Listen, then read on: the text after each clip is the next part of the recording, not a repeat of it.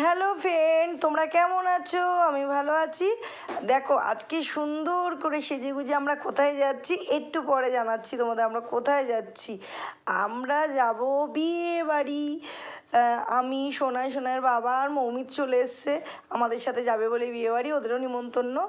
হ্যাঁ দেখো আমাকে কেমন লাগছে তোমরা কিন্তু কমেন্ট করে সবাই বলবে। আর আমার বিশেষ করে আমার সোনাইকে কেমন লাগছে। আমার আমার রাজমহলে আমার সোনাই হলো রাজকন্যা, তাই না? আমার মেয়েকে কত সুন্দর দেখাচ্ছে দেখেছো। আর আমাকে কেমন লাগছে বলবে। আর সোনাইয়ের বাবা তো বলছে আসছে ভিডিওর সামনে, আসার টাইমই নেই ওনার। আর এখন তো ভিডিও করার টাইমই পাচ্ছে না, এত কাজে ব্যস্ত। দেখো আমরা চলে এসেছি বিয়ে বাড়ি। এইটা হলো আমার এক দিদির পাশে থাকে, আমাদের দিদির ছেলের বিয়ে। দেখো নতুন বউয়ের মুখটা খুব মিষ্টি। হ্যাঁ, আর এটা হলো মৌমিতাকে কেউ চিনতে পারছো? আমি তো চিনতে পারিনি। আর এটা হলো মৌমিতার ননদ হয়। আর দেখো আমরা চলে এসেছি এখন বিয়েবাড়ি। কার সাথে পরিচয় করাবো? সবাই চেনা। হ্যাঁ, কত লোকের সাথে বিয়েবাড়িতে পরিচয় করাবো। এই দেখো আমরা চলে এসেছি বউয়ের সাথে পরিচয় করে পকোড়া খেতে। আর ফুচকা বসেছে, ভাবলাম আমি আর সোনাই একটু ফুচকা খেতে যাব, বাট ফুচকা খেতে যেতে পারলাম না, এত ওখানে লাইন। বাপরে বাপ, শুধু সোনাই ফুচকার দিকে দেখছি কিন্তু খেতে যেতে পারছে না ফুচকা, বুঝতে পেরেছো?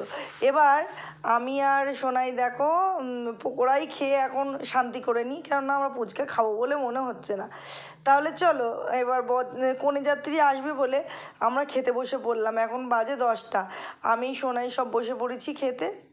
আর এটা হলো সোনাইয়ের বাবার ছোটোবেলার বন্ধু, ও বসে পড়েছে আমাদের সাথে।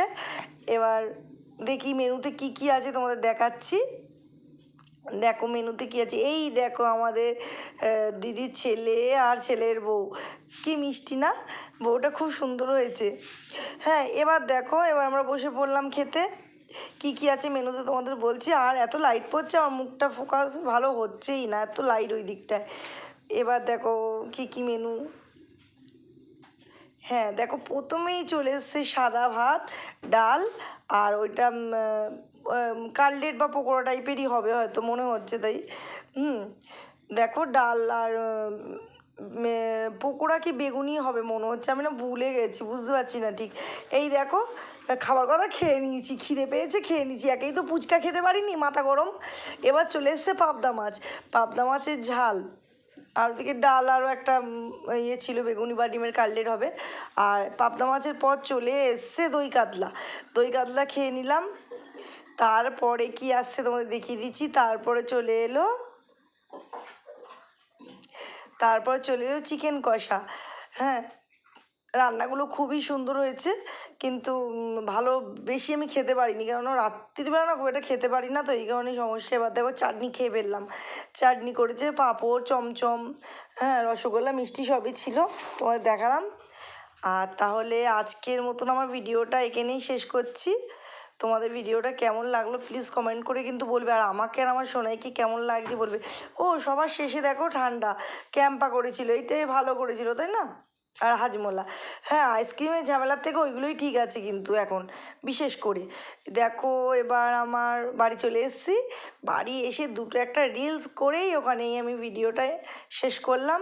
তাহলে আজকের মতন টাটা, গুড নাইট সবাইকে, বাই। সবাই ভালো থেকো, আমিও ভালো থাকলাম, বাই।